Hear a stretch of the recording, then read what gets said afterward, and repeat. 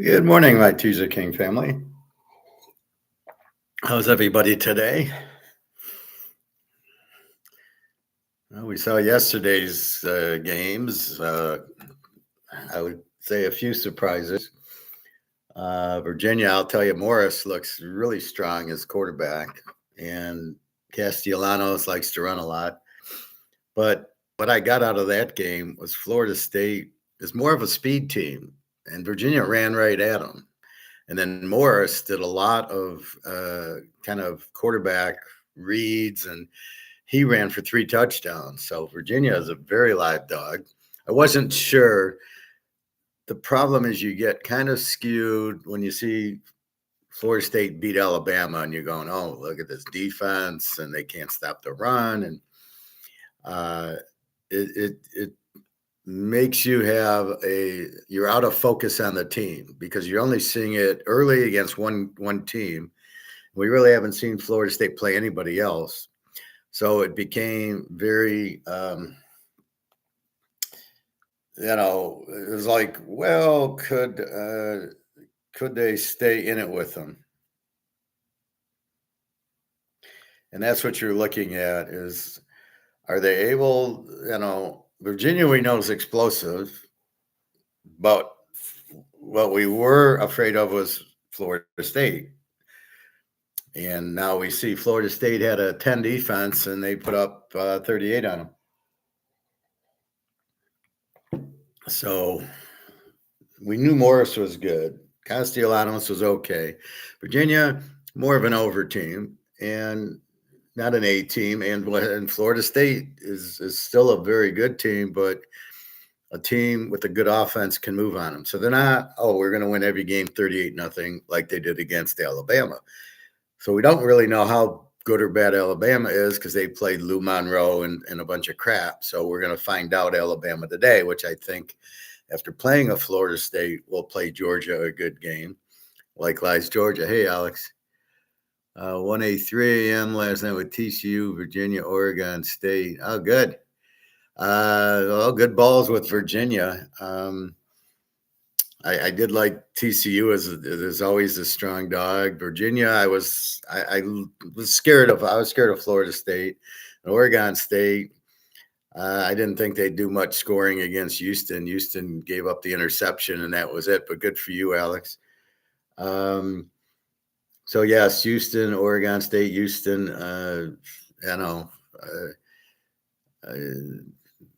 They just.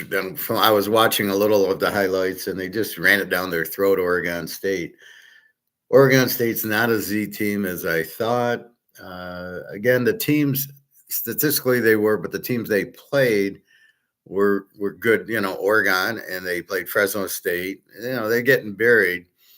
But Houston is not.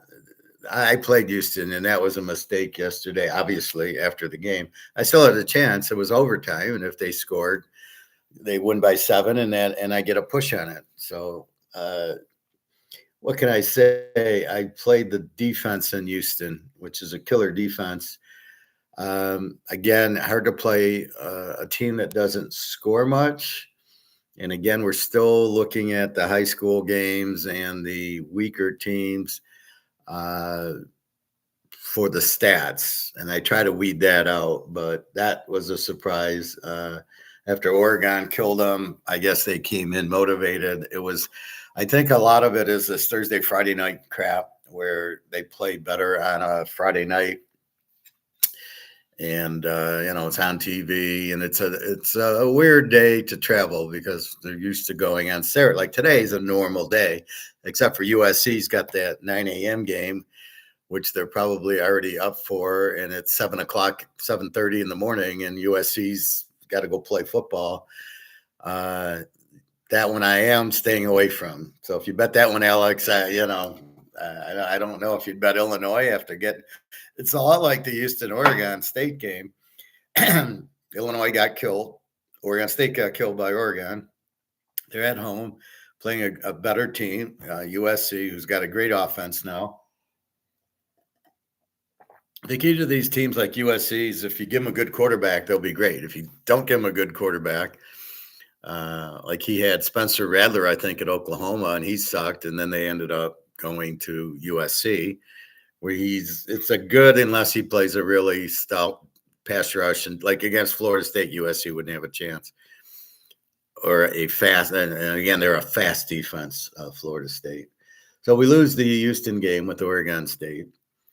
Your free play again today is Baylor, laying about 21 to Oak State. Now it's the same theory. Oak State's a Z team. Now Oak State's got a freshman quarterback. The coach is gone. Baylor off the loss. I just think Baylor is going to just wipe them out. The quarterback's so good. And they had a heartbreaking loss to Arizona State. Arizona State TCU. I got really fooled on the game. I like TCU as a dog in this game. Arizona State's not going to blow them out. TCU had the lead. But what it is all these injuries.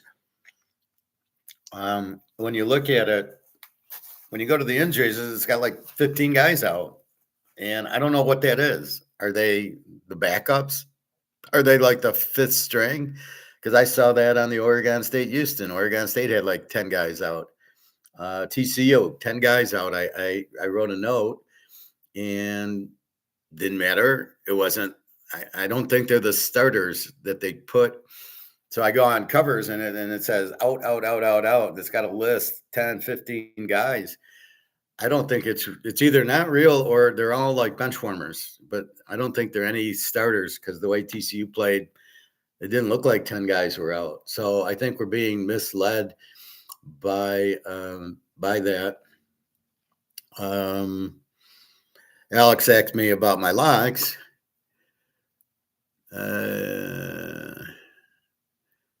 Yeah, I agree with you. Well, I don't know if I like Illinois, but I certainly, I'm not taking SC -1. Illinois is a very good team, which makes me wonder how good Indiana is if they blow them out.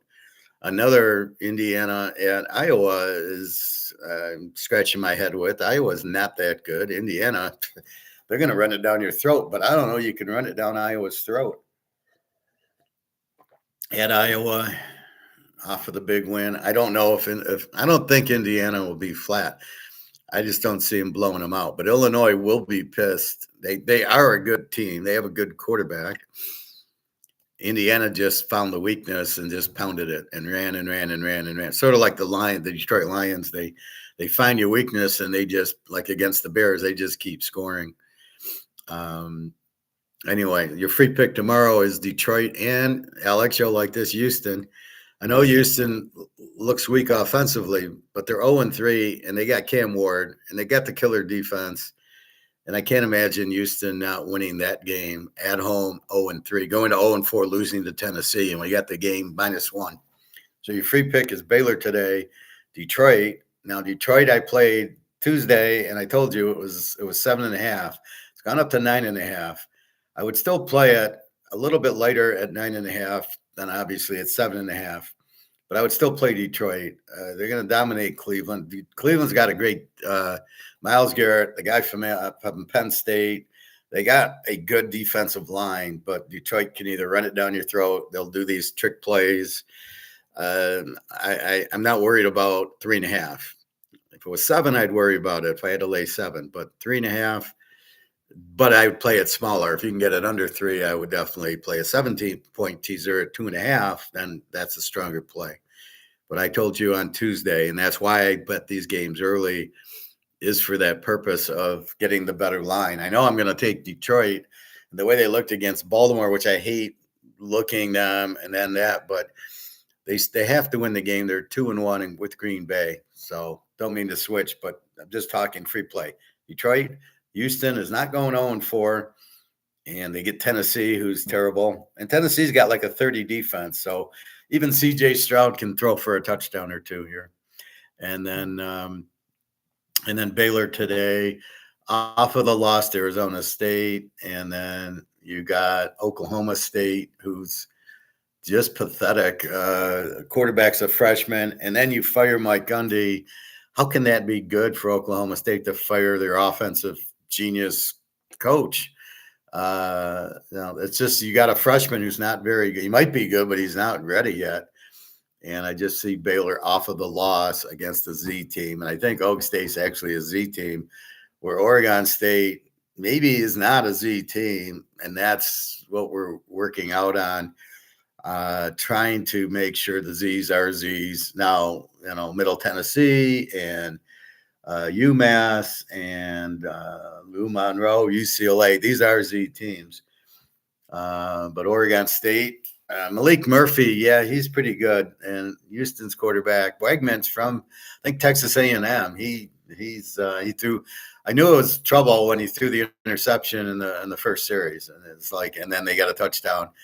You can't really have a 7-point favorite, and they're fucking around throwing interceptions with their defense, and it killed their defense. Morning, David. I hope the Raiders win, but who knows? Yeah, I don't know. We have to see their defense.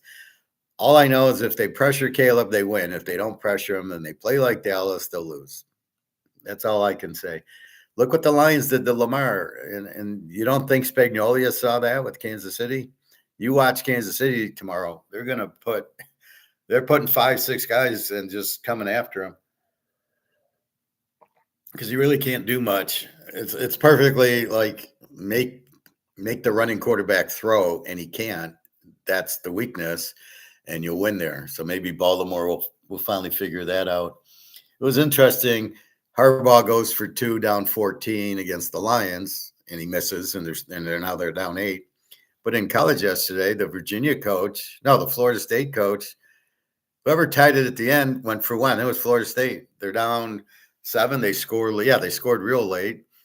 And what did they do? They went for 1 and went for the overtime, as you should, because the odds on getting the extra point are 95%. The odds on getting the 2 are probably 30%, especially when the game's on the line.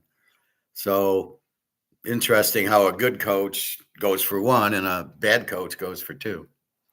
All right, let's walk through this. Let's go through the line. I don't know what to do with these injuries. I've kind of marked the injuries down. There's 2 injuries that are probably worth noting. So let's go through it. The bowling ball greens, and they might stop for bowling after. Ohio, 7.5, 49.5. This total went down from 51 to call it 49.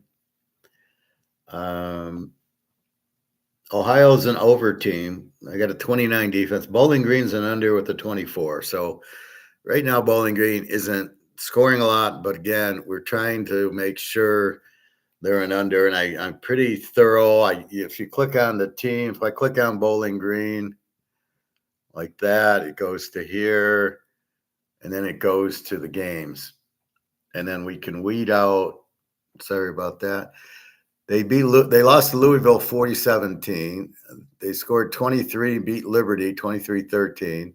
Lost to Cincy 34-20, and Lou Lafayette they beat 26-7. So they haven't scored more than 30, and they played, Lou Lafayette, Liberty, Louisville, and Cincinnati, tough teams. So they played good teams, fairly close. So I got them as an under. They've had a pretty good schedule. I didn't play this game, but Ohio's a pretty good MAC team. They're laying 7 at home, and they had a 29 defense. So the BG might be a decent dog here, but I'm not. I found better dogs to bark at. Notre Dame, 4.5, 63.5. Both teams are over. Notre Dame hasn't played under a 60 yet. The Texas A&M game was an 80. Last week with Purdue was like an 80. And the first game, who did they lose? They lost to Miami 27-24, 51. So their defense, either the defense isn't as strong or they're just playing really strong offenses. Miami is, A&M is, Purdue getting better, but I just don't see the same Notre Dame defense. A real Notre Dame defense would have played 17-10 to Miami and 20 to 16 to A&M. So they're not the same defense. The kid Carr is showing good considering he's a freshman, but he, the 40 points on A&M and then what, 50 on Purdue, and USC struggled with Purdue a little bit. USC is having a tough time, a 3-hour time delay at Purdue for the rain. And now this 9 a.m. start for them on their time. Tough time for USC. So Notre Dame arc, they're both overs. Notre Dame 33 defense, arc 24. Louisville and Pitt. This is really a tough game. Pitt's not bad. Louisville 3.5, 55.5. Both with under 20 defenses. I don't know. This is a hard one. Is Pitt a live dog? Pitt blew the lead to West Virginia, who's not very good. So, again, it's a tough one. Duke and Syracuse. Now, here's the injury. The Syracuse quarterback, and Anilini, was the Notre Dame backup. It's the starter for Syracuse. Had a big game a couple games ago, is out. He's got, I don't know if it's a concussion or whatever, but he's out. So now it changes it. Now, why Duke's a 4-point favorite, 59.5. So the total's dropped from 61 to 59, as I would have thought so. Initially, I love the over in the game because Duke just scores with Menshaw, the Tulane quarterback. And Syracuse was playing well with Anili, who was scoring a lot. But without the quarterback, I didn't play the game over. It would have been an over 60, so 54. It would have been easy that Duke with the 32 defense, Syracuse 20. But now it's who's the backup Syracuse quarterback? Is he any good? We don't know. We don't have enough data on him, so we got to watch. And we'll see. He's probably pretty good. It's probably a system thing there at Syracuse. Good head coach at Syracuse. But again, when you get to the backup quarterback, you got to be careful. Georgia Tech, 13.5, 53.5. We know how much I like Georgia Tech and Haynes King, their coach. Wake, an E team. Georgia Tech beat Clemson 24-21. What can I say? My boys. It's always tough on the road. I think Georgia Tech runs it down your throat. And I think that's the difference here. I think Georgia Tech will win. Will they cover the 7? We'll see. It seems like a little high number, but maybe not. We're not. Well, Wake Forest. Let's take a look at Wake. Who have they played?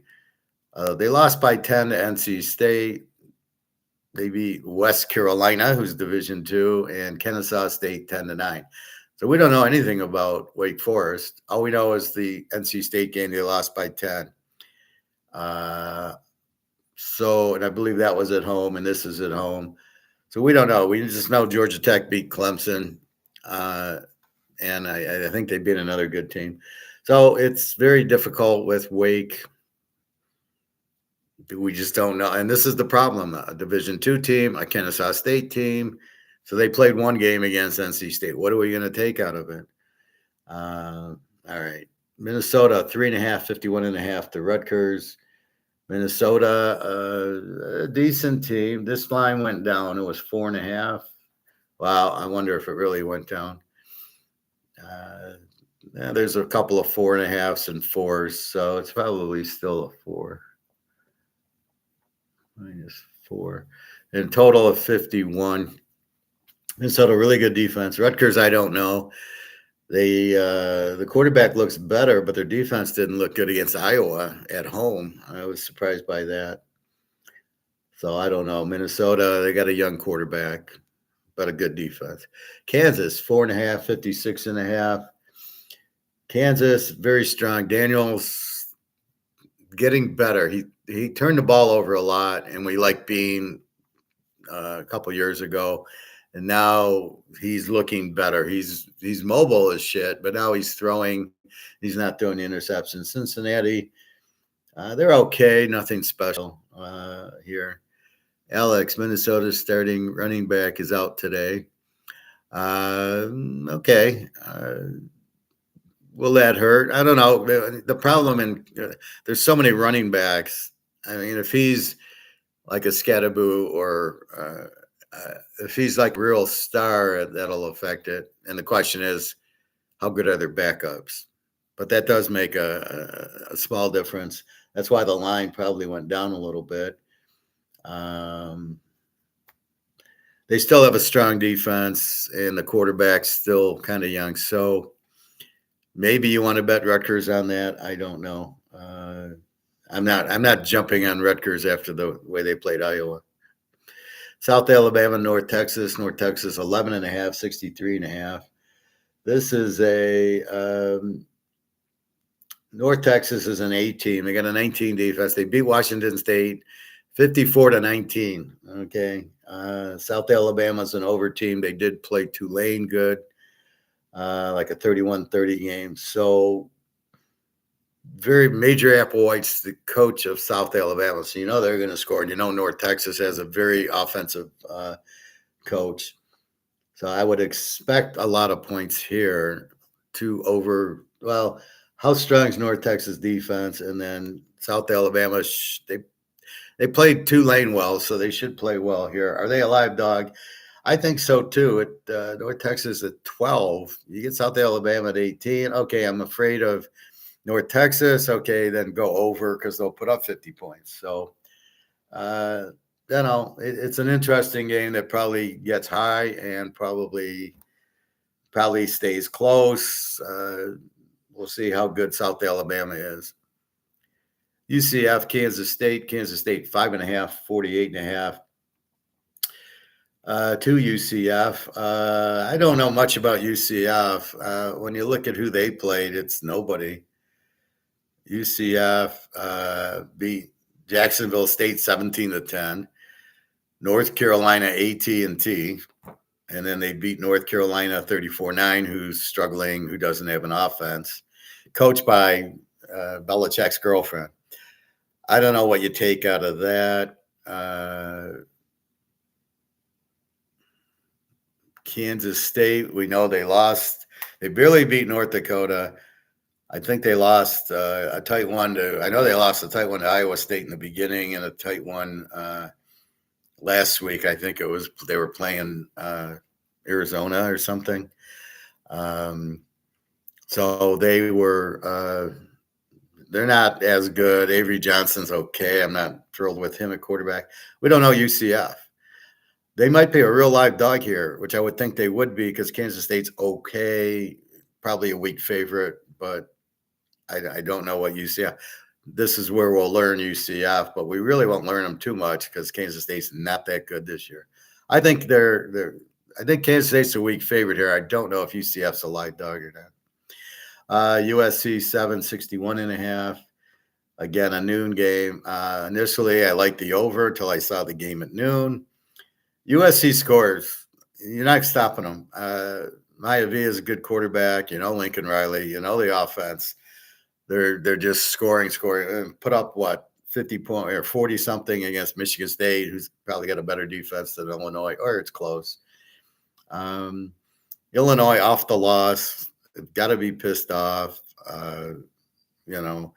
Look at Oregon State. They got killed by Oregon, and then they came back. So look at Illinois.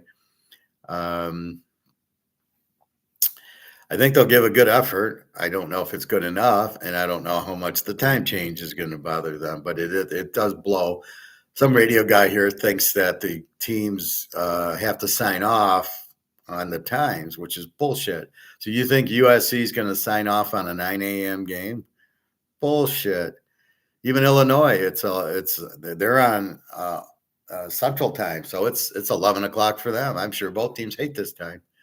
So I don't think either would sign off on it. It's just a contract that they have to go on, and they're on big noon. But this is a bullshit game. Should be the 3:30 game, and then I would probably bet it over. Utah State, Vanderbilt. Utah State has been very explosive. Vanderbilt 23.5, 57.5. Daggio. Daggio is the man. I'm just changing the spread. Utah State's showing a very big offense. Brocco Mendenhall's the new coach. They got a quarterback, Barnes, who was at Utah. So they're explosive, and Vandy put up 70 last week. So, um, I'm not sure. Did I want Vandy? I can't take Utah State. I can't go against Vandy, or do I want it over? It should be high scoring. I'm not sure how strong Utah State's going to be against Vandy, but Vandy killed somebody, and they held them pretty good. I mean, it was where's Vandy? Georgia State 70-21. So they gave up 21 to Georgia State, who's a Z team. They scored 70 again, but that was a Z team who actually is a Z team, Georgia State. And but we don't have Utah State. I have as an over team, not a Z team. Eastern Michigan, Central Michigan, 354.5. This game, I have it as a 6. I must have miswrote it, or what the hell? Yeah, 3. I think I had it as a 3. Then I saw it as a 6, and now it's back to 3. So something went on. Eastern's an over team. Central's a W team. Both terrible defenses. Total of 55. We'll see. New coach for Central Michigan. New quarterback. I don't know enough data from him. Georgia Southern, James Madison, 15.5, 54.5. This is down from 17. I'm going to call it 16. And 54.5, I'll call it 55. Because again, there's 5 or 6 sports books that are a little different. James Madison, a B team, 17 defense. Georgia Southern, an over team with a 38 defense. Good luck on this one. Madison's always a very good team. That's all I can say. And this is in conference, so it should be good. Lou Monroe, 1.5, 55.5. To Arkansas State. This is Z against Z. I mean, good luck with this. Lou Monroe is terrible. Ark State, I don't know. They both have 33 defenses. Good luck. Toledo, 20.5, 49.5. To Akron. Akron, a W team, did play UAB pretty good. Toledo off of a loss to Western Michigan, who's terrible, 14-13. I don't know what happened there. Toledo should, be strong off the loss at home to Akron. We're laying 21, and I'm not hanging around Toledo after they lost to Western. So, okay, let's see what they do here. Hey, Caleb. Houston killed us. Yeah, Houston, very disappointing. Absolutely. What can I say? I liked TCU, and I saw all the injuries. So I went to Houston. That's why I really don't like these Friday night, Thursday night games. I didn't play the pro games, but that happens. But we're alive today. We got other place. So, we'll see what happens. Utah, 12.5, 47.5. Utah, a B team. West Virginia's W. West Virginia did beat Pitt. Then they went last week and got the shit beat out of them by Kansas. Utah lost a surprising game to Texas Tech. It was all turnovers. They fumbled at least twice, and then they had 2 interceptions on Texas Tech in the end zone, killing my over. I should have won the over 4 times. Now let's see how strong Utah is off of the loss. They're laying 12.5. You can keep it under a touchdown. Utah's very strong. I still like Dampier. I like the defense. I don't know what to do with that. West Virginia likes to run the ball. Utah, very strong defense here. So this would be, I think, Utah off of the loss. But if Utah loses again, then we got them off of 2 losses, and we really bet them. At this point, it's a little bit high to take Utah here, I felt. But I did like Utah off the loss. San Diego State, 1.5, 42.5. San Diego State, a B team, 12 defense like usual. Northern Illinois and under with 25. This game's at 3:30, so it's a noon game for San Diego State again, but still better than the USC game. They got to 9 a.m. They got to get up at 6 a.m. to get to the stadium and all that bullshit. So it's really terrible USC, but I'm avoiding USC today. Doesn't mean I'm playing Illinois, but I'm avoiding USC, which I've been betting USC pretty good. Utah, West Virginia under a good look. Well, Utah always with the defense is probably an under type of team. 13 defense. West Virginia likes to run the ball, so you almost get an Army Navy game there. Dampier, excellent runner. Hard to say. 47. I don't know. Dampier scares me playing Utah under because he's such a good. He should have a big game against West Virginia. They'll play much better off of the loss because they just look terrible. Again, these noon games. Utah it was 10 in the morning for Utah and Texas Tech last week, and they looked like it. The running backs had 2 fumbles. The key to the game last week, Dampier threw a 70-yard touchdown pass. It was called back for offensive lineman downfield. And, that would have made it 7-7, and we got the over would have hit easy. And but after that, so the refs are too involved with the game with too many linemen downfield, too much pass interference just because there's contact. A lot of the times the receiver is falling down on purpose to get the call, and the refs don't see that. So I don't know. I'd be careful with Utah under. West Virginia is a weak team, but look what happened against Pitt. They were down like 21-7 or 28-7. Came back and made it 28-all and went in overtime 35-28. And that game was in West Virginia. Rich Rodriguez, he likes to run. Utah should be privy to it. It could be an under, but Utah could take it over. It's a very difficult game. That's why I'm kind of staying away from it. I'll just stick with the locks, Caleb. Especially that open lock today. That's dynamite. San Diego, okay. Cal and BC 653.5. Again, Cal's got to go all the way across the country, and it's a noon kickoff for that. It's 3:30, but it's noon for California. There's no way I can take Cal there. Cal's a pretty good team, but it's either BC, who's got a young quarterback who looks pretty good, or just watch the game because, again, San Diego State, Cal having to play at noon. Noon's not bad, but it throws them off their set, and it's very hard to play these teams coming across the country. Now, Oregon, Penn State's a little different because that game's not till 7:30, which actually favors Oregon because it's a late game for Penn State, 7:30, where Oregon, it's a 4:30 game. Well, we'll get to that one. UConn, Buffalo. Here's the other quarterback. He's doubtful. Buffalo got the Kansas State backup as their quarterback, and he's doubtful. Connecticut's pretty good this year, much better than they've been. They're not a Z team anymore. They're an over team. Fagnino is the quarterback, very good. This line's Connecticut 3.5, 50. And I think that's what it was.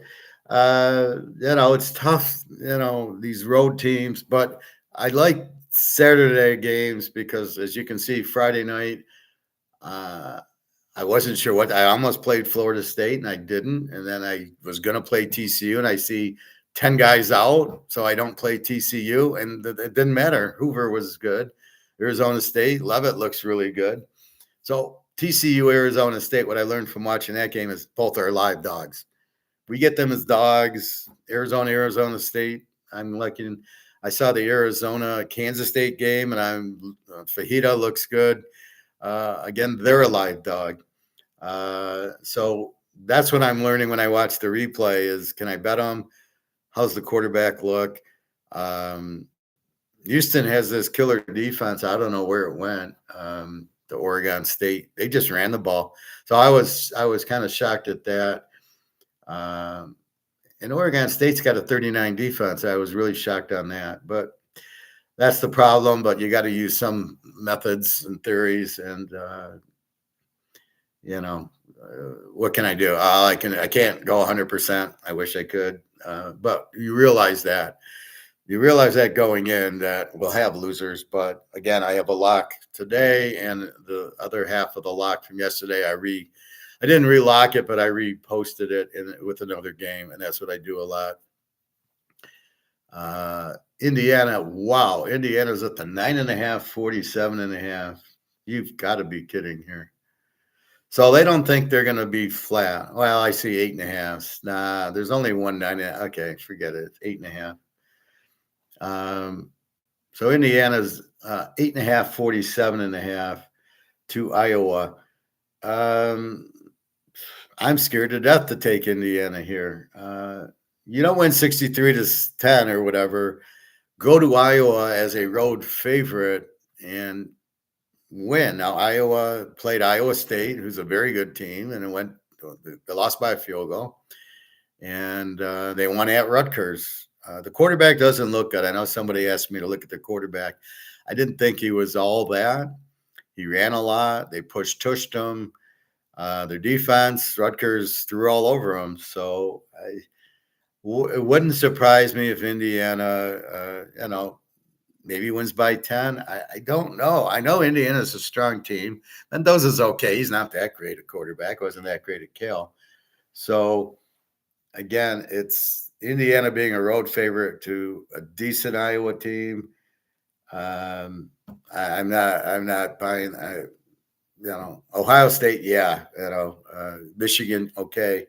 I'm not sure Indiana's there where they can walk into Iowa as a 8.5-point favorite, and that means they got to win by 20 because you're laying 2.5. If it gets close at the end, Iowa could win. Well, now I think big quarterback edge to Indiana, big coaching edge to Indiana, big running edge to Indiana. The defense, Indiana's an 8 and Iowa's a 14, and they crushed Illinois. But it's hard to get up. I go back to the sea of hands. Oakland beats Miami in 74, and here comes the Steelers. And there had no way they were beating the Steelers. Never going to happen after beating Miami. So the question is, how strong was Indiana? How much did it take out of them beating Illinois, which it's not like they beat Michigan or Ohio State or USC or Washington. I don't know. So it's the game I'm watching, and then it's not the right place, I believe, to play Indiana. I think if you like Iowa as a home dog, it's a good place. But I don't want to mess with Indiana like I don't want to mess with Alabama, Georgia, all these other teams. UCLA, Northwestern 645.5. UCLA is terrible. They fired their coach. Northwestern's not very good. They're an under team. UCLA with a 36 defense. I think Northwestern wins this game at home. It's a 3:30 game, another noon game for the West Coast. It's such a joke. These games should automatically be earliest at 4:00. If you're one of these West Coast teams and you got ACC West Coast and Big Ten West Coast traveling to the East, these games shouldn't start before 4. 4 should be the earliest, and most of them should be night games just to make it fair. Now, if I'm going West Coast, yeah, I'll be happy to play the big noon game then, but it'll be 9:00 in the morning for them, but at least they're at home.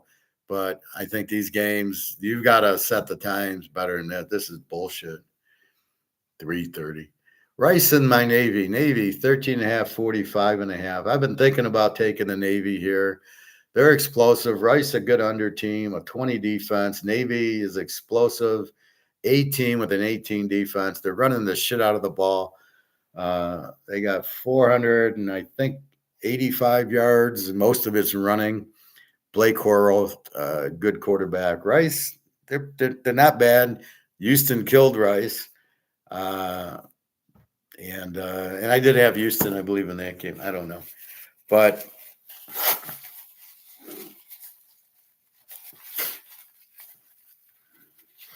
I think Navy is just going to be too much, but Rice does have a good defense. Not a good offense, but a good defense. So we'll see. Here's your free game. Baylor 20 and a half, 58 and a half to Oak State. Baylor over team, a 30 defense, 469, and probably the best quarterback in college, Sawyer Robertson, off of a loss to Arizona State, which was a real funny loss, but Baylor came back. Oak State's just terrible. Gundy's fired. The quarterback's a freshman doing absolutely nothing. They're not scoring, and they give up 31. Now, this is not on a Friday night. So being on a Saturday, I just think Baylor off the loss, an explosive team is going to come in. Oak State with the freshman quarterback, what's he going to do? So that's my thought on Baylor here. 469 yards. Oak State averages 291 with the freshman who, he's probably a 5-star, or Gundy wouldn't have recruited him. But I just think Baylor has to win off the loss playing Oak State, who is not like Oregon State. All right, they got killed by Oregon, but Oak State, they've gotten killed by other weaker teams. So that's why we're going with Baylor off the loss with the great quarterback. Now we get into some really good games. Ole Miss 1.5, 57.5 to LSU. Bobby, you out there? You going to check in? If Neusmeyer was playing, I would take the dog. I would tease the dog, but I can't. He doesn't look good. They're playing an under game. They got a 9. They got a 9 defense. They did go to Clemson and win, but now we're wondering how good Clemson is. Clemson's 1-3. Maybe that win isn't so big. Klubnik looks like shit. Neusmeyer doesn't look great. Ole Miss, you never know. It's just a system thing. I'm waiting to see Jackson Dart fall on his face against San Diego. Well, why did they think Jackson Dart's any good? I wanted to do something as long as we're on the Ole Miss. And I want to see what Jackson Dart does in big games, right? So if I go into here, I can see SEC.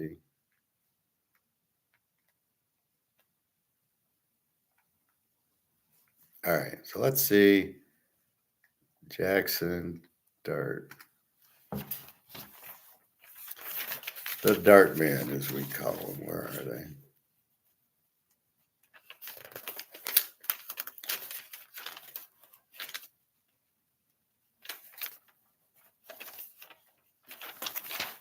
Where are they?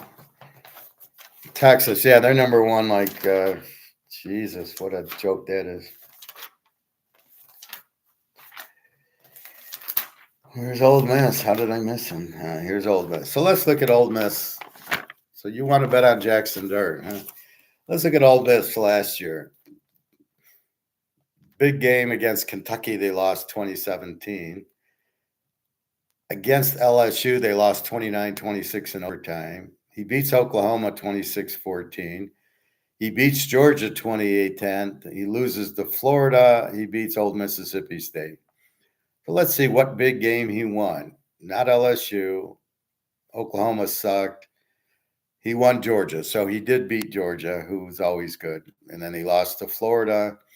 So he had 3 losses: LSU, Kentucky, and Florida. This is Jackson Dart. So he won one big game. He beat my Georgia team.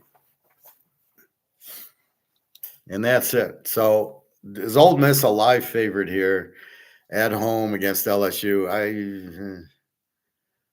I mean, this should probably be a close game. Maybe it's low scoring. It's hard to bet Ole Miss low scoring. But in their game against Kentucky, they won 30-23. So they didn't really score. Ole Miss fools you because, well, let's look at Ole Miss. They beat Georgia State 6-7. They're a Z team.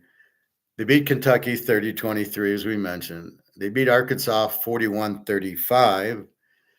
And they beat Tulane 45-10. So basically, the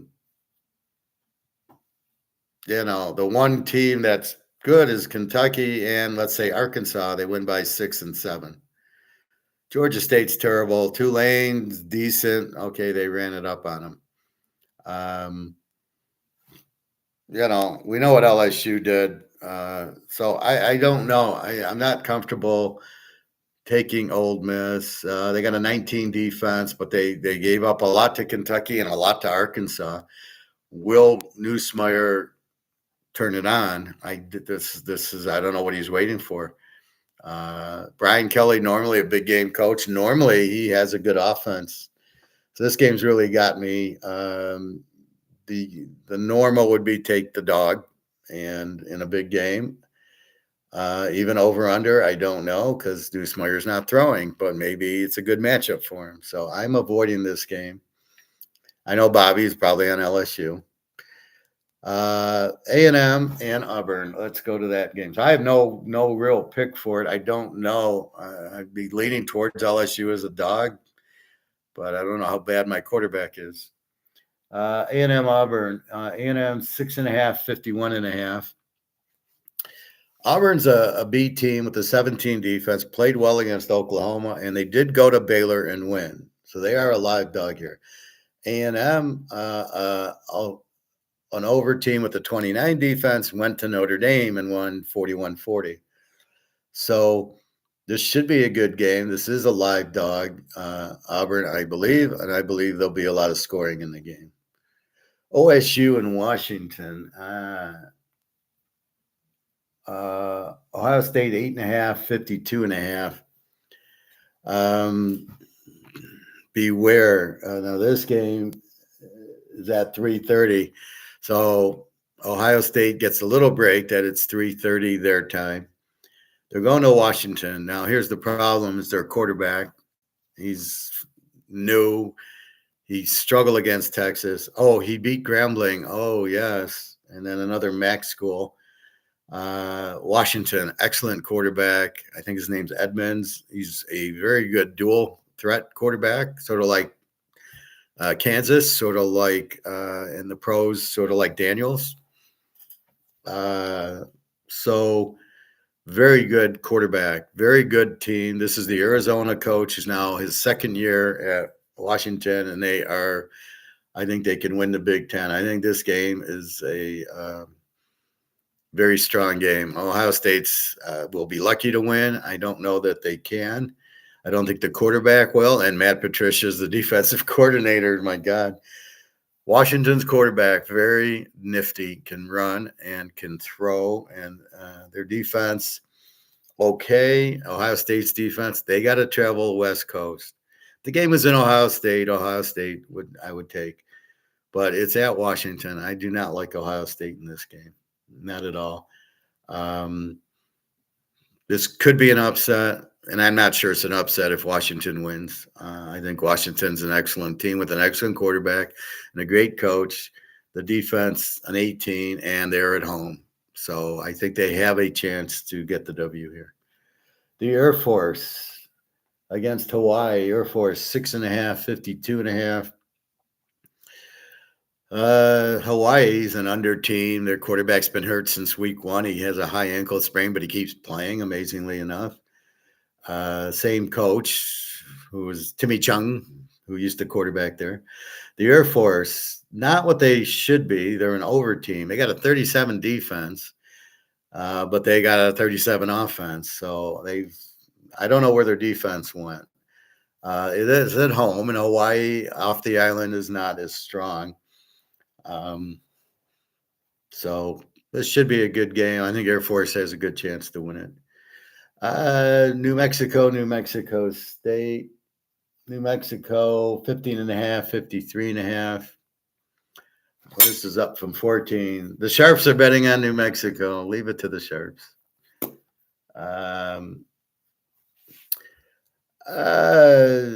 New Mexico State's an under team.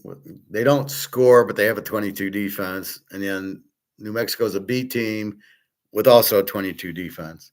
So why is one a B and one's an under? Just because of their offense. New Mexico scores more, probably 28, 29 a game, and New Mexico State doesn't score. I love the New Mexico coach. He played well at Michigan. He's an old Wisconsin guy, so he's a good coach. Quarterback's okay. I don't know. It's a rivalry, New Mexico State. Good luck on that one. Tulane, 15.5, 51.5. to Tulsa. Tulane, an over team, a 26 defense. Now they got spanked by Ole Miss last week. Uh, they played a tight one with South Alabama. Uh, they got a decent quarterback. They're more of an over team. Their defense usually is better, but against these better teams, they've been giving up points. Tulsa, an under team with the 20. Here's where this NIL affects you. So the good Tulane players have been recruited elsewhere. The quarterbacks, Duke's quarterback, Menshaw, was Tulane. So Tulane got a pretty good quarterback, but this is their problem. So it's hard to, Tulane's really good. They are, but there's a lot of changes. Tulsa, an under team with the 20 defense. At Tulsa, how strong is Tulsa? We know Tulane is probably pissed after getting blown out by Ole Miss.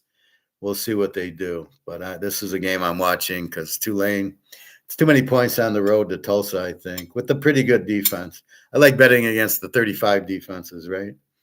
Tennessee and Old Mississippi State. Tennessee 762.5. The game's in Tennessee. I'm all over Tennessee, but it's not. Old Mississippi State beat Arizona State, who we see is a very good team. So again, I think if Mississippi State wins, it's not an upset. I think they're a very good team. Tennessee's more of an offensive team with Aguilar. And by the way, they need a kicker. I wonder if the kicker's still on the team after he blew that kick against Georgia. A total of 63. So they're expecting a lot of points, but Mississippi State's not an over team. They're a B team with a 12 defense, and they played Arizona State, and they've been scoring in the 20s. So I don't know. Tennessee on the road. Yeah, Aguilar is very good. No question. Love him. Much better than Arch Manning. I'd rather have him than Arch Manning. You got to be kidding. Tennessee, we know, is an over team. 28, gave up 40 to Georgia, who I don't know if they have that great of an offense. I think Old Mississippi State can pull the upset. And I don't know. 63 seems like a big number here. Liberty and Old D. Old D, 14.5, 53.5. This game was 16 down to, I'll call it 15. And Liberty 53.5. I'll go up to it's 52. Liberty an under team with the 24 defense, and Old D is the A team here, laying the 15 at home, 20 defense. Yeah, Old D's pretty good team. I don't know about the number. I don't know enough about Liberty. Again, they have strong teams. Well, let's check them out. Let's have some fun. So let's look at Liberty. What have they been up to? They're in the Delaware League. They're in the Conference USA, I believe. Liberty beat Maine 28-7. Jacksonville State, they lost to 34-24. Bowling Green, they lost to 23-13 and lost to James Madison. So Liberty's not that strong. And they're playing who? Old D. Old D's in a different conference altogether. Old D's in the Sun Belt. Not that it matters. OD lost to Indiana 27-14. Considering what we just saw from Indiana, they played well. They were getting 22. They covered. They beat a high school team 54-6, and then they just killed Virginia Tech 45-26. Old D, huh? I think I like them. They're the A team, laying 50 defensively. They gave up 27 to Indiana and 26 to Virginia Tech. Just on the fact that they played Indiana close makes you want to bet them. I got to think about playing that one. I haven't played it, but as bad as Liberty looks and as good as Old D looks, this might be played. What time is this game at? This game is at 6 o'clock. So we'll see how the early games go, but I might add this by 3. I do add games, night games, about 3:30, depending on how my day is going. But I like Old D here. Jesus. So this is the thing. They played Indiana good, and now Indiana goes to Iowa, and every game's not going to be 63-10 against Illinois, right? They can't do that every game. It's a matchup, and Iowa's defense is going to play them a lot tougher. So anyway, Old D looks very live here. Middle Tennessee, Kennesaw State. Kennesaw State is a 7-53. Middle Tennessee's a Z team, 33 defense. Kennesaw State's a W with the 25. They're not much better. They're at home. I don't know. You want to bet against Middle Tennessee State, I guess, but not for me. Florida Atlantic and Memphis. Memphis, pretty good team, 14-62. Up from 13, 61, 63. Memphis an A team, 16 defense. Florida Atlantic is an over team with a 30 defense. They both get about 430 yards a game. The over 62. This could be a high scoring one. Memphis, we know, always has it, but Memphis, this is hard because they got a 16 defense. Florida Atlantic. So Memphis should light up this defense, but Florida Atlantic should be able to score. I don't know. It'd probably get close to the 62. So in our world, 56. Yeah, it's probably a decent over. North Carolina State, 9.5, 57.5 to Virginia Tech, who I just said lost to Old D, right? NC State's okay on over team. I don't like their quarterback, a 30 defense. Virginia Tech I have as a W with a 30 defense. So Virginia Tech's not scoring with drones. NC State, I don't love theirs, but they are more of an over. Both have 30 defenses. VTech only 370 a game. And we saw they played Old Dominion, right? And NC State 445. I don't know. I don't really love NC State enough to lay 4 against VTech. But VTech's pretty bad this year. Southern Miss, 3.5, 55.5. Jacksonville State's a W team with a 23 defense.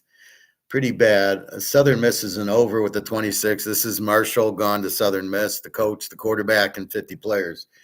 So this is really Jackson State against Southern Miss. The line's only 3.5. The total is 55. I don't know. I don't know if Jacksonville State gives us enough to go over. I think Southern Miss gets the win here. It's taking time for the Marshall project to go to Southern Miss. The coach and the quarterback are Marshall, and Marshall had a really good team last year. So they should get the W here, but again, they're still Southern, they're still breaking it in. Iowa State, 5.5, 48.5. Where's that? Right there. Arizona, I watched beat Kansas State. I was very impressed. Well, we know Noah Fahita, very good quarterback. Iowa State, we know what they are. They beat Kansas State in a close one, and they beat Iowa in a close one. And Iowa, they're not bad. They did win at Rutgers. I think Arizona's a live dog here. I don't want to bet too much against Iowa State because I like Iowa State. But this wouldn't surprise me if Arizona wins. This is a 7:00 game, so actually it helps Arizona. A 10 defense for Arizona and a 14 for Iowa State. Arizona State only win beating Kansas State, only good win, where Iowa State has the Kansas State and the Iowa, but one both by a field goal. I would say this comes down to the wire. That's what this looks like to me. After it's a fluke. I just turned on YouTube and they have on there in the box, they got Arizona, Kansas State. So I watch it and I go, yeah, Arizona looks pretty, the quarterback, the style of offense, they won't be out of this game. This game should be close. Western Kentucky, 3.5, 59.5 to Missouri State. Why is this line going down? So Western Kentucky was 4.5, 3.5. The total was 62, went to 61, is now 60.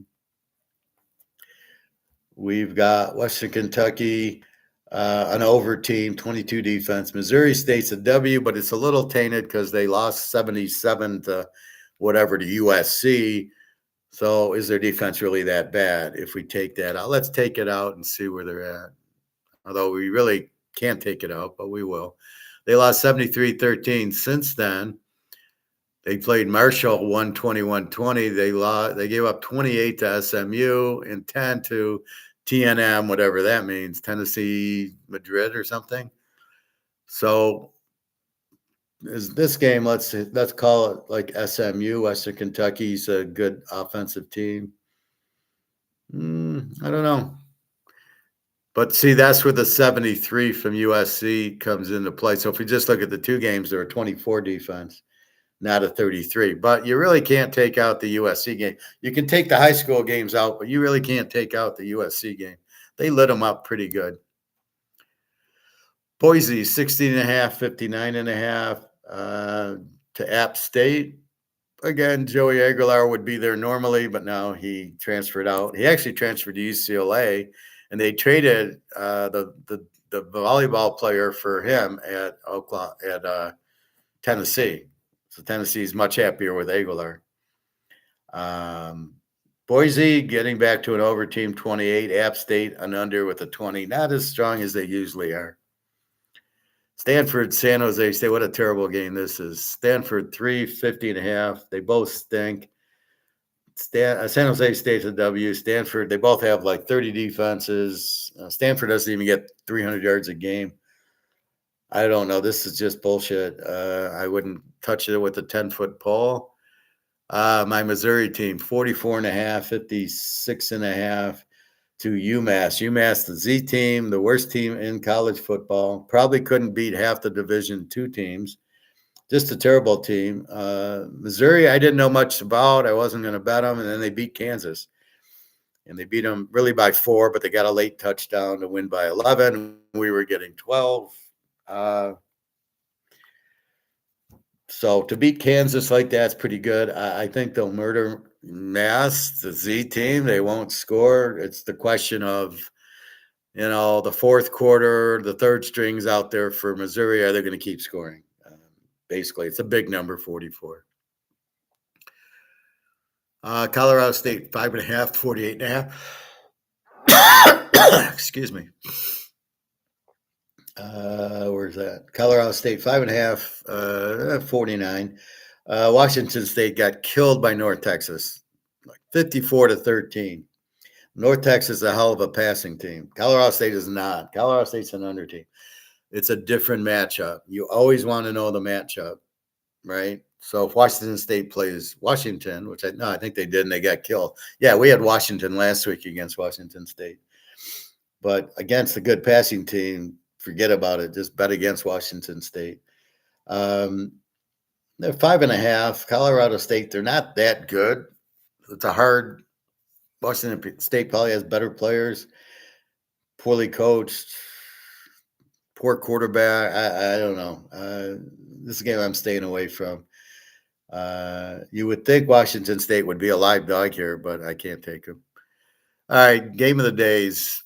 Here's back-to-back. We got Penn State, 3.5, 53.5, and Georgia, 3, 53.5. Well, I don't know. Oregon's explosive as shit. They haven't played anybody. They killed Oregon State, and that's it. And Penn State has played Villanova. I mean, this is a joke. Let's say it's week 1. What would we do? We'd be teasing the dog. It's 7:30, which helps Oregon because it's 4:30 there. It's a whiteout. Okay, great. We've seen them in whiteouts against Ohio State and Michigan. It doesn't mean they win. Yeah, they'll be emotional, but I think Oregon will have a chip on their shoulder. They're the dog, and they don't like to be the dog. Okay, Dante Moore sucks. Well, he sucked at UCLA 2 years ago. Now he's got a good offense that Oregon runs, and they've been lighting it up. My analysis here is Oregon's a live dog. Would you be surprised if Oregon wins? Hell no. Would you be surprised if Penn State wins? Maybe. Penn State is not a top 5 team. They haven't shown it. If they beat Oregon, I'll give them a top 5 team, but not now. Just because they have 2,000-yard running backs back in a 15-game season, big deal. And Drew Allard's average quarterback, they're not scoring that much. So Oregon, I think, is a very live dog here. The fact they're traveling across the country, yes, that hurts. But the fact it's at 7:30 and not at noon definitely helps them. They'll be pumped up. The whiteout, we'll see. I think Oregon plays a very good game here. I think they're a live dog. I think they could win. I think Penn State obviously could win, but I don't see Penn State blowing them out. Sorry. Ella fucking Bama and Georgia. Georgia, 2.5, 3, 53.5. After watching the Tennessee game, then okay, yeah, the Tennessee kicker helped them out by missing the short field goal, making it overtime, and Georgia wins. But Georgia showed me a lot of offense. Ella fucking Bama got killed by Florida State, and as I said, that was the image of Florida State until yesterday when Virginia lit them up. Alabama's gotten better. They got, they had a new quarterback, so he's getting reps. You got Georgia winning at Tennessee, which is a huge edge there. I think DeBoer will have. Now, this game was last year, was like a 100-point game. Alabama came out and it was boom, boom, boom. It was like 30-0. And then Georgia tied it up. I turned it off because I said, shit, I had Georgia like even or something. And I'm like, and I'm dying. And then I go, oh, this is a loser. And then the next thing I know, Georgia ties it.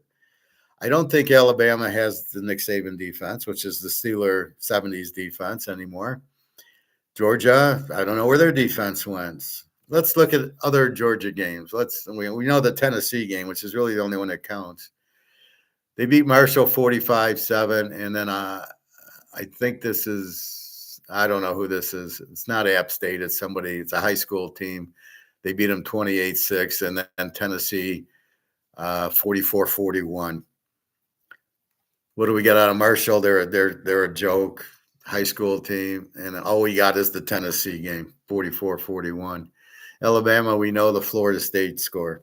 So, judging by that, this is a tough one. I think Alabama could be a live dog, but be careful about betting against Georgia at Georgia.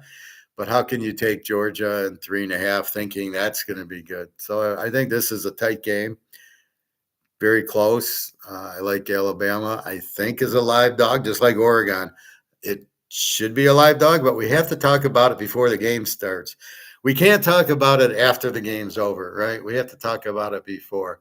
So just looking at this, the way the Georgia defense looked against Joey Aguilar, I expect the board to take advantage of that also. So could be points in the game. Could be, it's not going to be 13-10 like it normally was with the Nick Saban. This is not that type of Alabama defense.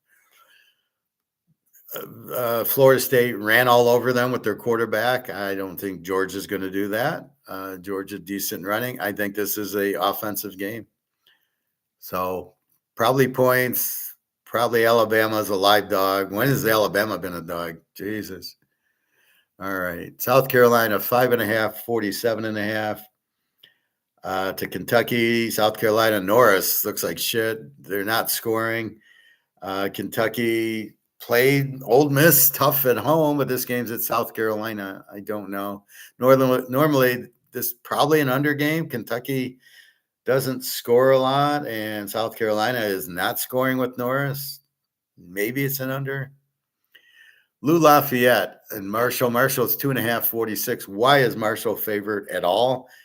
Lou Lafayette's quarterback's out, Howard. So that's one reason that they're favored. Marshall is an E team with a 26 defense. Lou Lafayette's not playing well without the quarterback. They're 28. Probably a lot of turnovers. No offense. Maybe you go under in this game. I don't know. I'm not touching it. UTEP and Louisiana Tech and UTEP. LTEP, UTEP. LTEC, 3.5, 48.5 against UTEP. LTEC's a B team, 14 defense. UTEP's an E with a 26. And our last game is BYU, 6.5, 49.5 to prime time. At prime time, this is a 10 o'clock game, won't affect either team. BYU's, it's an 8 o'clock game for them.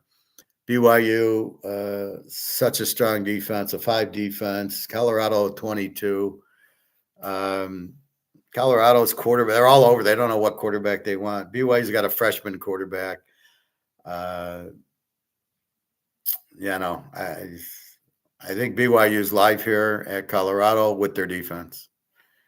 All right. Again, Virginia beats Florida State 46-38. Arizona State 27, TCU 24. And Houston, I got Houston 27-24. That score is not right. Oh, it's a final. Oregon State won that game. I believe. I got Houston winning 27. I'm like, wait a minute. I thought Oregon State won it. I know it went to overtime.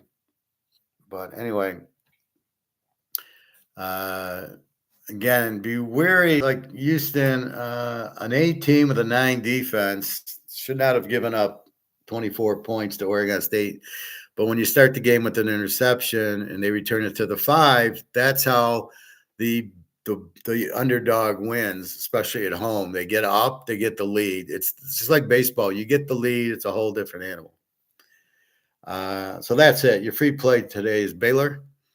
You got Detroit and Houston is your free plays tomorrow. Tomorrow I got 2 locks. Today I have one lock with a lock yesterday of Houston, but the other part of the lock's out there so you can see what it was and play it. 3-team teaser with the two locks today, or you can make a 5-team teaser. Well, you got 4 locks tomorrow. Well, you got 4 teams, 2 locks, 4 teams.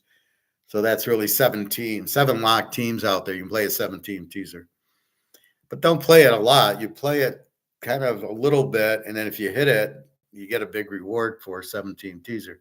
At least I hope they still give like 10-1 on a 7-team teaser. But good locks today. I don't know. Alex asked me, are my locks good? Well, my locks are always good. I don't lock to lock, and I don't lock if they're not good. So I only lock if I feel the game is good.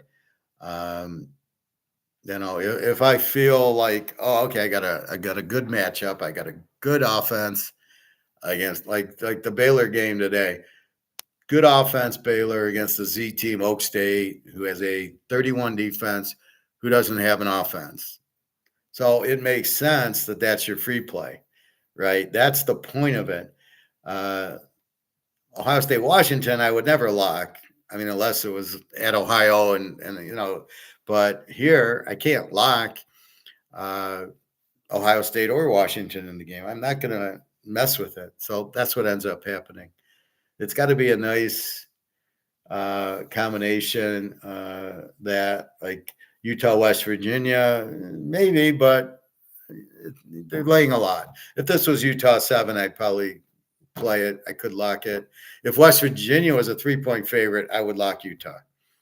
That's the way the locks work. If you get the right dog who you know is better, like TCU yesterday, could have played that one, but I saw all these injuries and I said, well, I can't play it. But they're phony injury. I don't know. I guess as long as the quarterback's not hurt, that's it. But what you're looking for is the wrong team dog or a kind of a bad line on the favorite.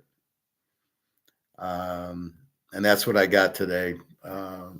Both my locks, the one lock I got is a very strong lock. Anyway, that's college. Again, be careful with Oregon, Penn State. But if you want to play it, I think it's a dog play. Alabama, Georgia. Be careful there. It's at Georgia. And we saw Alabama against Florida State. So we really don't know what we got there. I'll go through pros tomorrow. The free plays, like I said, Detroit. I can go through teaser trends. Why don't we do that? That's always fun.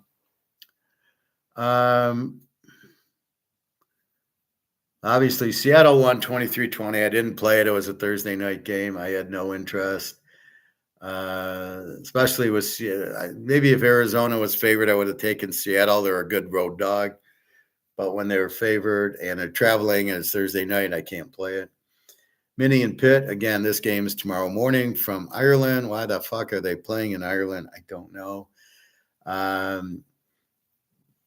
mini Carson Wentz against Aaron Rodgers. Wow.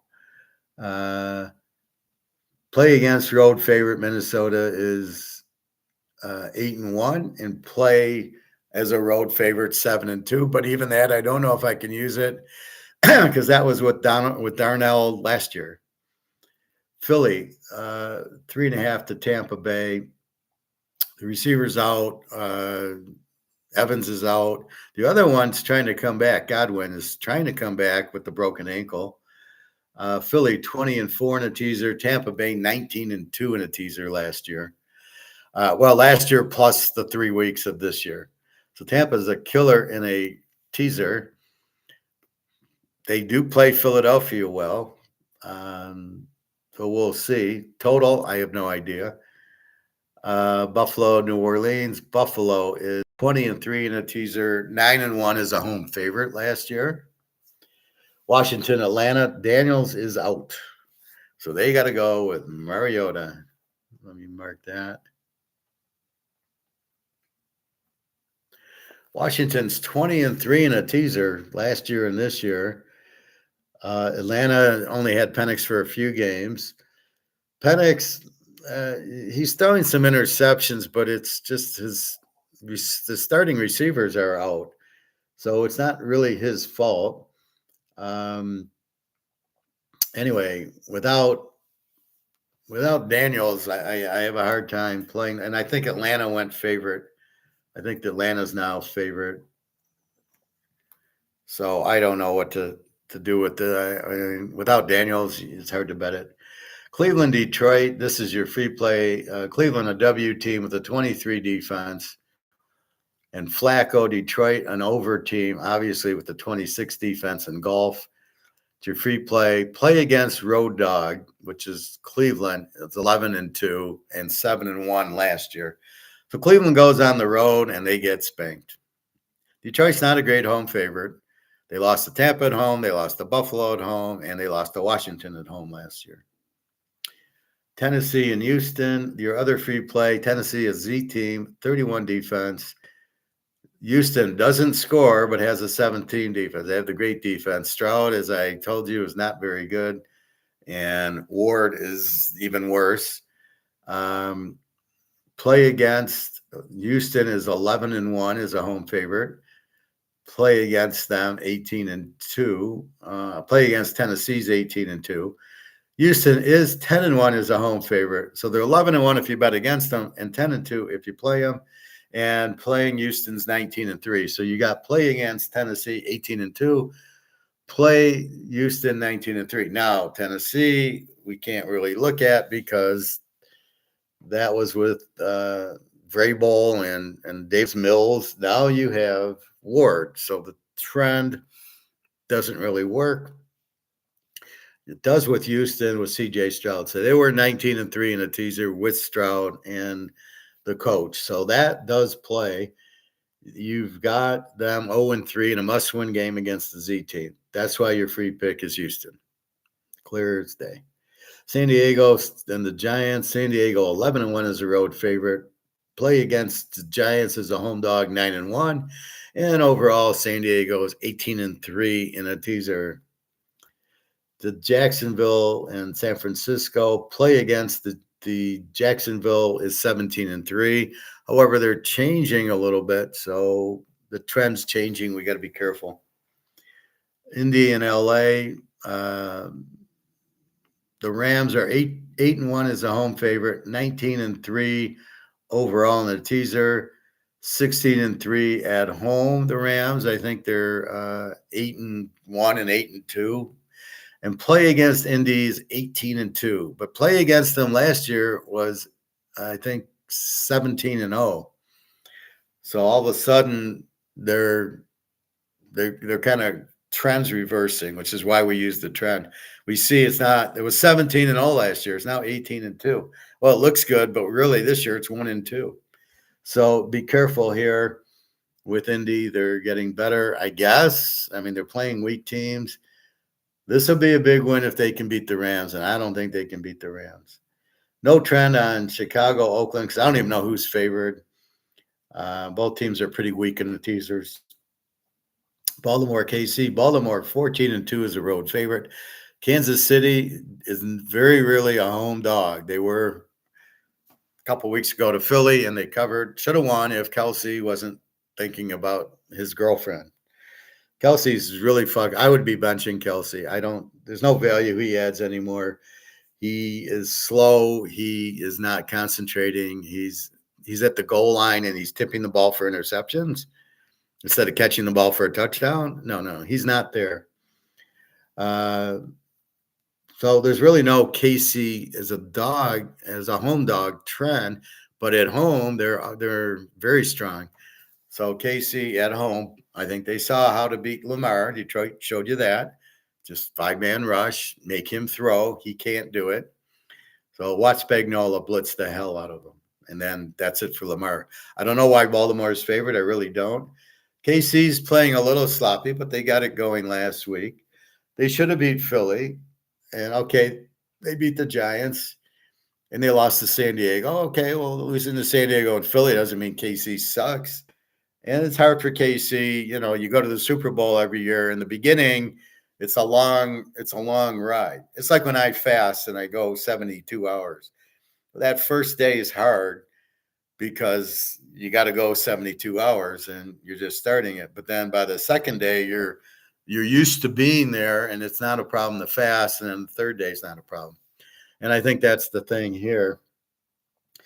KC, okay, oops, we're 0-2. Okay, we won. We're 1-2. Now here we go against Baltimore, and they'll be up for this game. So KC's a very live dog here. I don't really get why Baltimore's favored. I don't understand it. My line's KC -3, and that's what it should be. Green Bay, Dallas, Green Bay 747. Green Bay 17-4 in a teaser. Play against Dallas as a home dog 7-0. So Dallas sucks as a home dog, mostly to Philly. And then you've got Green Bay is 17-4 overall. Now, okay, they lost to Cleveland. Probably going to be up for this one, and I know Micah Parsons will be. The Jets is in Miami. Play against the Jets 18-2, as you would figure, but they've been scrambled eggs for a couple of years now. This is last year and this year. But again, now we got Fields. It looks like Fields will play. Not Taylor against Tagliavua. I don't know. Miami sucks. The Jets suck. The coaches suck. I mean, this is a terrible game. And we end up with Cincinnati, Denver. Denver is 745. Denver 12-2 as a home favorite. Play against Cincinnati 17-3. Play Denver 19-2. That's a pretty nice trend on Denver there. Good home favorite and good in a teaser. This is just last year with Bo Nix. So with Bo Nix, they're 19-2. And they played San Diego. They're just not winning those games. They should have beat KC. They get the field goal block. Should have beat San Diego last week. They're there. They're in the game. They're not winning. Problem here, Cincinnati. You don't have Joe Burrow. If Joe Burrow is playing, I'm probably locking Cincinnati in 13. But the line wouldn't be 13. It'd be 3. But with Browning, and he looks like shit, and Denver's defense, and it's mile high, and they're coming off this loss, yeah. Look out. So anyway, that's where the teaser trends help us. And again, most of them I can't go out. I can in the Kansas City-Baltimore game, but again, Kansas City's never a home dog. Kansas City's a real good road favorite because they're only laying 7, and it doesn't matter to them, and they win and win and win. So there's your bottom line, Mr. Stone Cold, on that. Now, the real big news came here. Look what we got with silver, 46.05. What a week we had. It just kept going and going and going. Let's see if we can get a week in. Yeah, 7 days.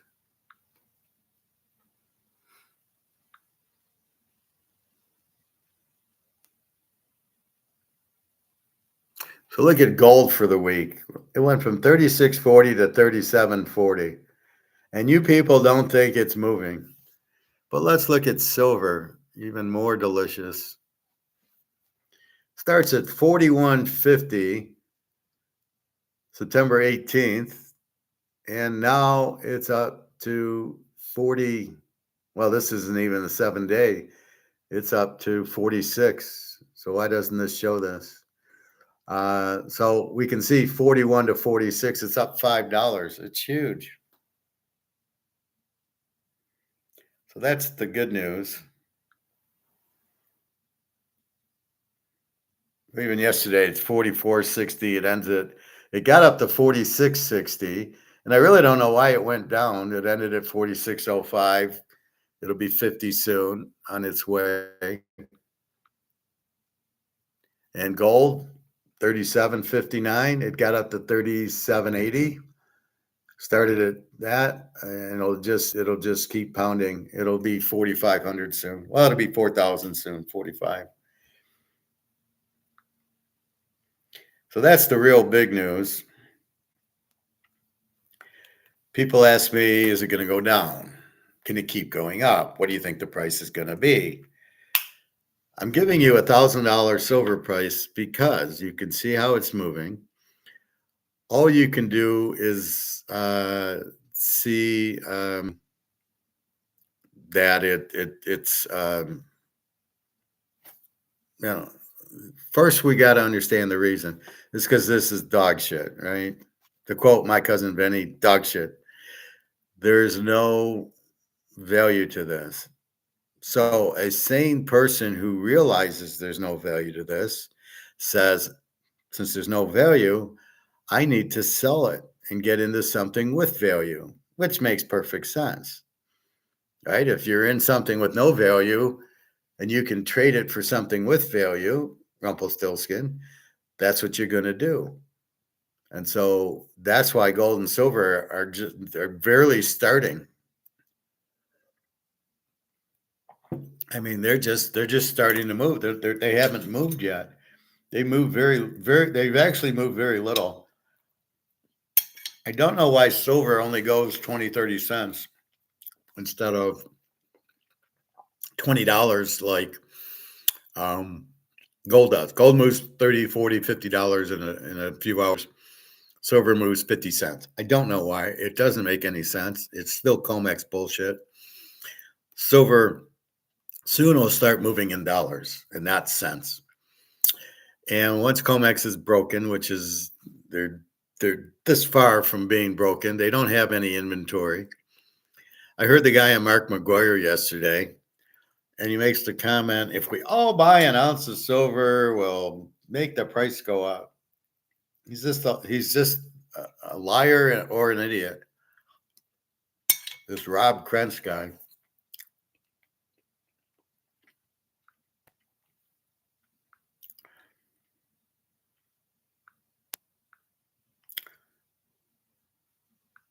Let's see.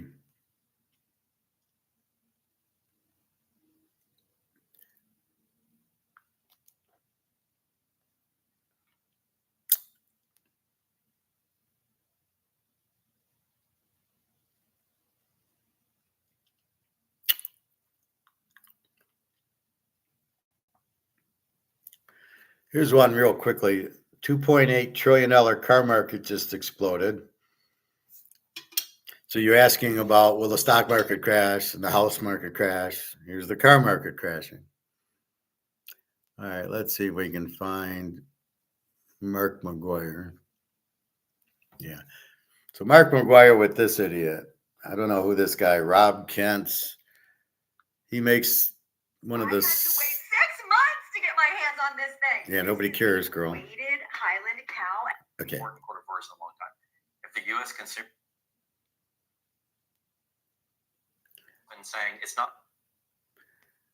Let's see if we can find the point.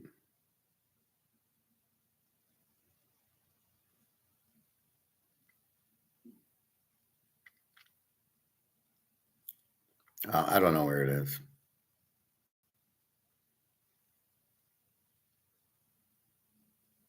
I don't know. There's something in here where he says, if we all buy an ounce of silver, the price will go up. Now, this is coming from somebody you think is intelligent. Why is he on Mark McGuire? He doesn't know what he's talking about. It's not, you can't buy it and make the price go up. Only COMEX can make the price go up. It's amazing how these guys are just clueless. Everything's that. But back to $1,000 silver.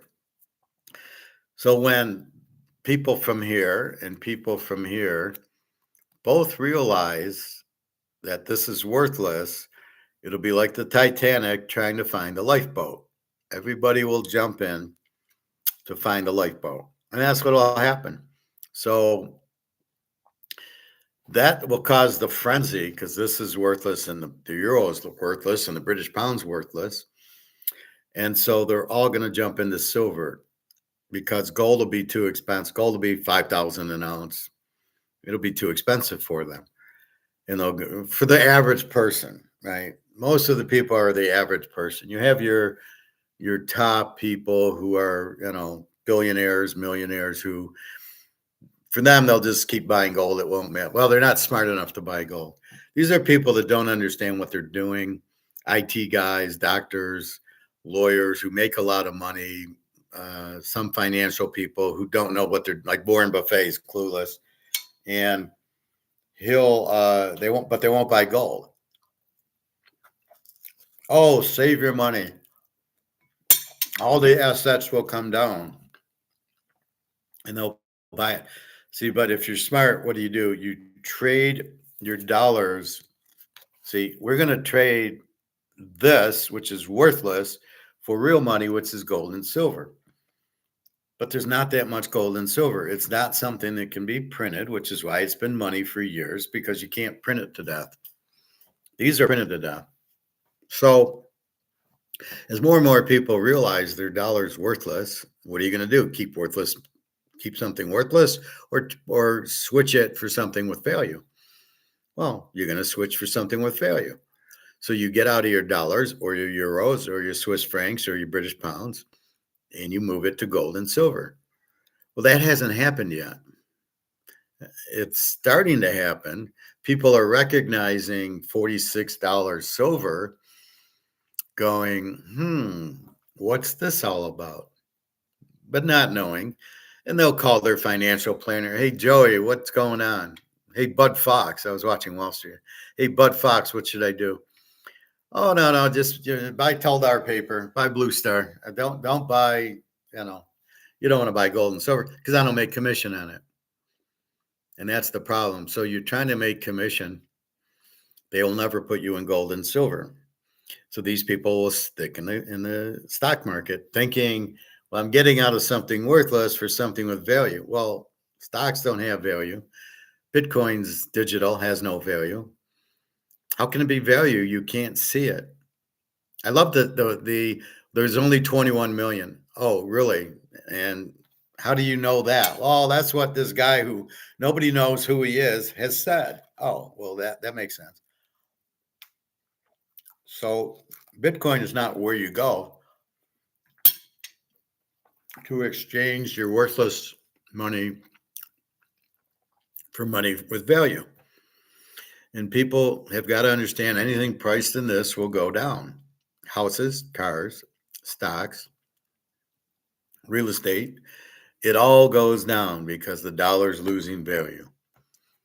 So it's worth less and less, and eventually gets, if it's a good value, if it's a house or a nice car, mantle card, then it'll have a value when gold takes over. So right now I can take a tenth of an ounce of gold and buy a mantle card. And later on, it'll be an ounce of silver to buy a mantle card. But the mantle card will still be in demand because people still want it. It's still limited. It's still mantle. Oh, yeah, I'll give an ounce of gold for a mantle card. So that's what ends up happening. As people realize that the dollar is worthless, and this is when they realize, it's a tough one because most people don't get it. They do not understand that it's worthless because they don't understand how it can be worthless. Well, we can just print more and see, I have a euro 5. Well, I'll just print another one and it's still worth 5. But what is the 5? What's the value of the 5 is nothing. So you can have a 500 euro. What's it buy? A cup of coffee. It's what does the paper buy? And that's why, like in 1971, you could, for 50 cents, you go to McDonald's or you go get a steak for $2 or $3. But now you can't. Now it's $10 or $20. Well, why? It's the value of the dollar has no value. Okay. But if you're smart enough, you then say, well, what should I get into? That's what I did when, in 71, I was too young to buy gold. But once you realize, and I didn't realize it, but as you take the dollar off of gold, as soon as that happens, in 1971 too, as soon as you can buy the gold, because you couldn't at 35 an ounce, look what happened. It went up to 800 an ounce. People who knew, understood, and bought gold. And your dollar's worthless and going to be worthless. So again, it's getting out of that. But the key's understanding is, how do you know the dollar's worthless? And that is the difficulty. Most people don't, but we know it's worthless because the key is it backed by anything, gold or silver? There's nothing else you can really back it with. Not mineral, not oil. It's got to be gold or silver. What are you going to do? Take the gold into the banks, or take the money into the bank saying, well, here's $100. I want $100 worth of oil. Probably not, but $100 worth of gold, they can give you, little pieces of gold for it. And so that's what's happening. So as more and more people start realizing their dollar's worthless because it's been printed to death, because the way the government works, they don't back it by anything. They need to pay the debt off. They need to sell treasuries for more debt. They need to pay the Social Security and Medicare because that's fucked up. They need to pay for all the government employees. But this is the same model in every country. France, Germany, Italy, UK, Sweden, Switzerland. It doesn't matter. This is the problem. BRICS has said, hey, we're just going to buy all the gold up because we know that's the only way to save it. Otherwise, we're bankrupt too. So BRICS has figured out we can still buy some gold. Although, like I said last week, I went to my guy's store to buy silver, and I just checked he had no gold in the place. He says, well, if I buy from the treasury, I got to buy 10 ounces. So we'll buy 10 ounces.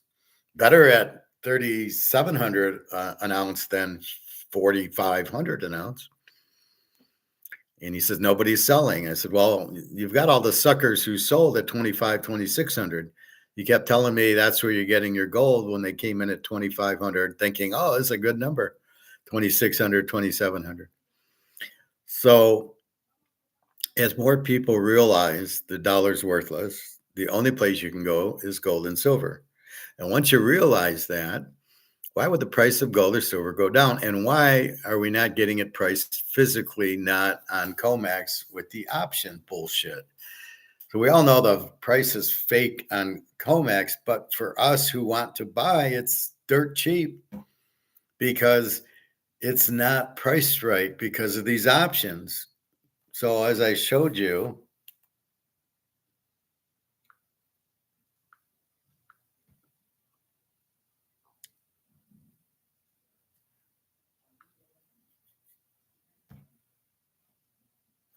so why did that price go down at the end? Why didn't it stay at 37.80? Why did it go down to 37.60? Why did it lose $20? Because of options. Not because demand went down, not because anybody sold. This is not a physical market. It's just strictly an option market. It's a paper market. This is why you don't buy ETFs. You need physical gold. This one person keeps saying, well, how about if I get digital gold? Well, good luck with that. If you don't have physical, you don't have it, and the digital is not real, and there's no gold backing it. It's bullshit. Just buy physical. Now, why is that such a hard concept to understand? Buy gold, buy physical. That's it. That's it. Why is that concept so difficult? Well, it's cheaper if I buy digital, and there's no carrying cost. What carrying cost? You put it in a safe place. There it is.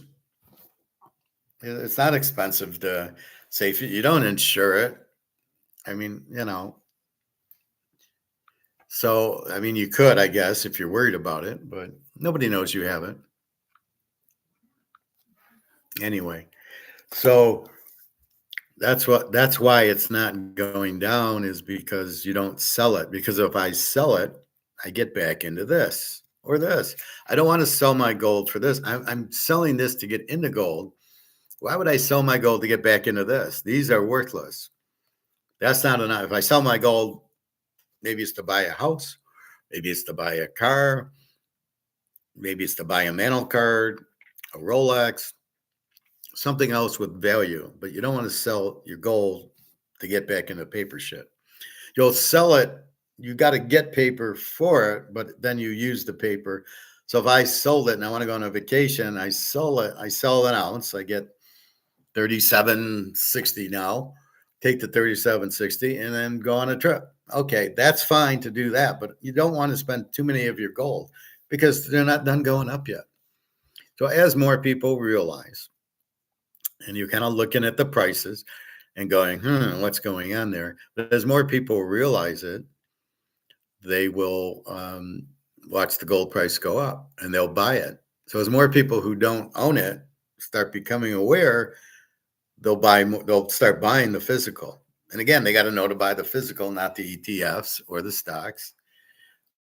There's about $40 trillion outside the stock market that's outside the US.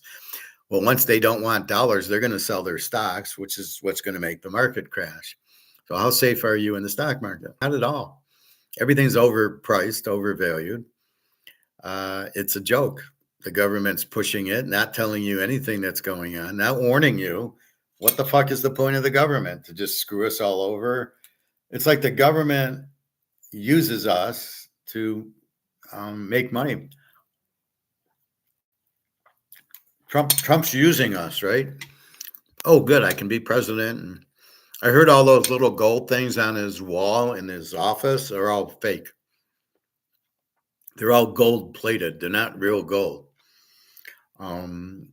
So you don't even know if any of things, and people said, well, his house is gold. Well, you don't even know if it's real gold or gold plated.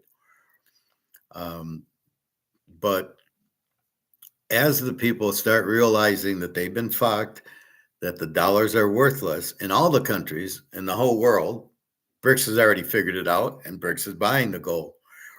So not only is there not a lot of gold left, but there's going to be a huge demand in, sort of the Titanic trying to get on the lifeboat.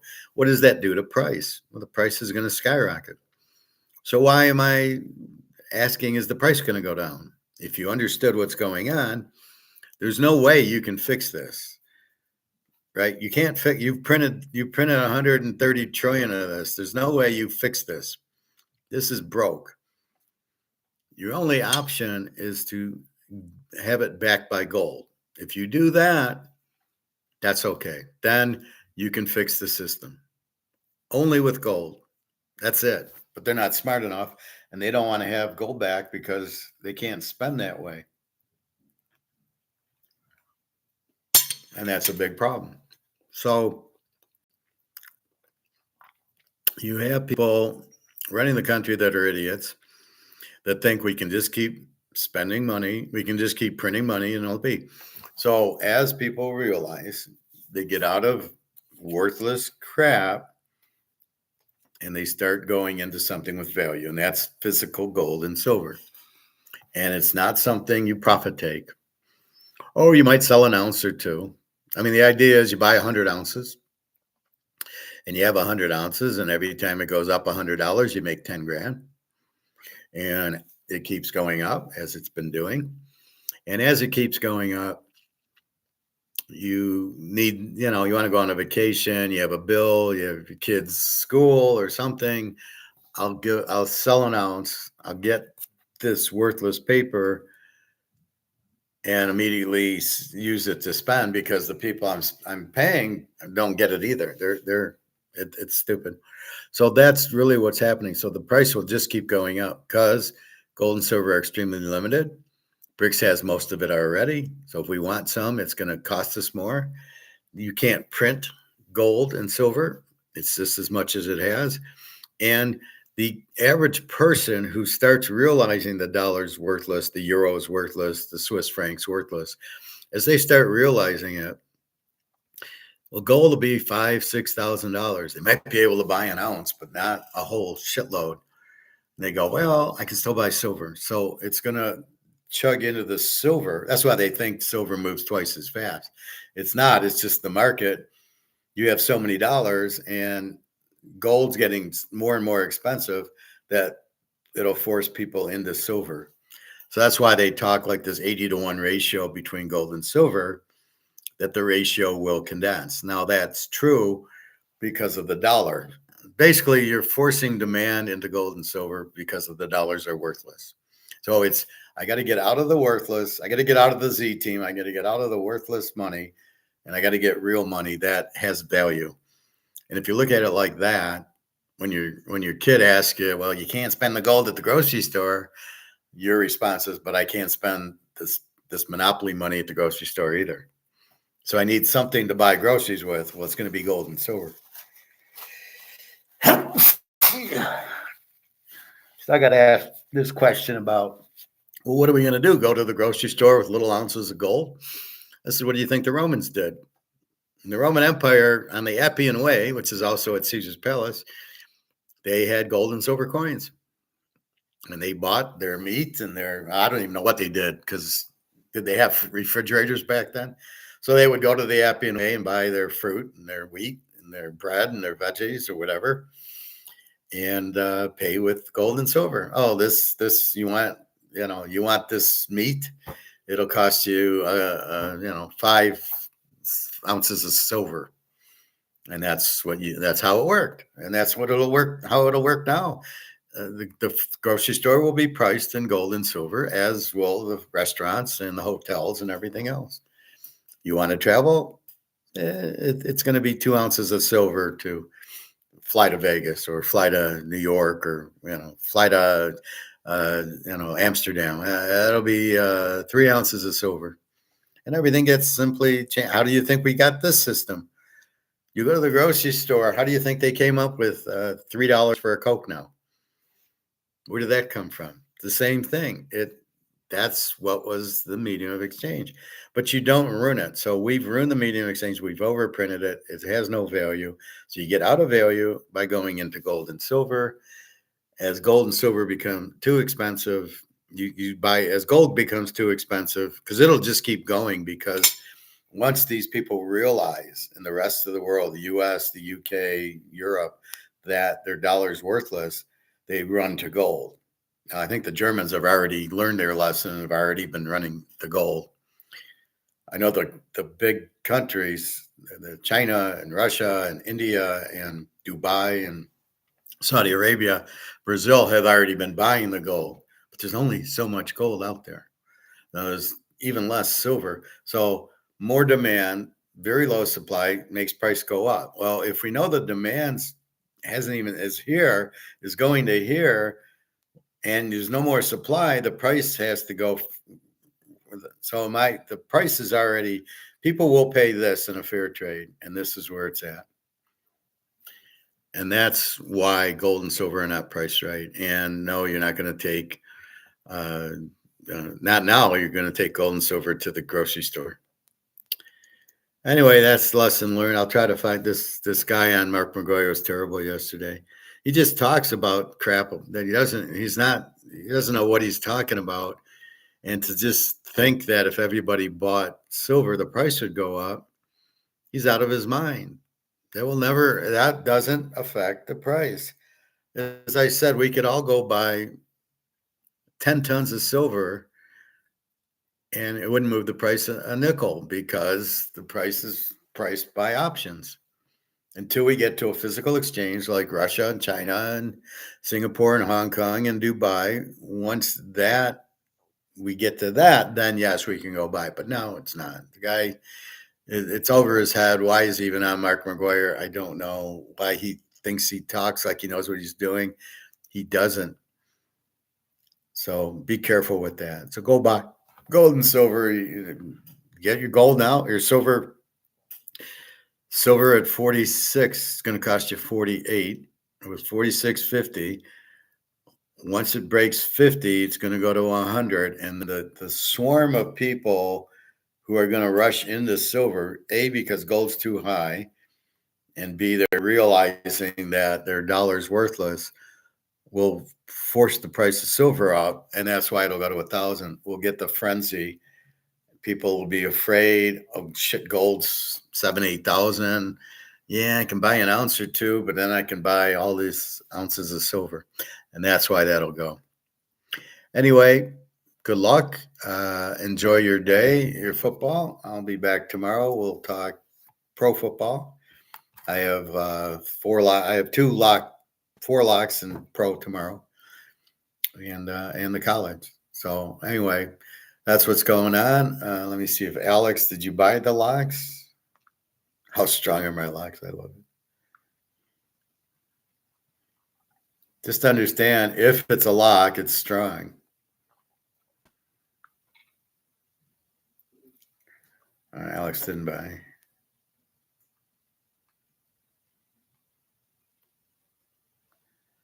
All right, Alex. Good luck for you.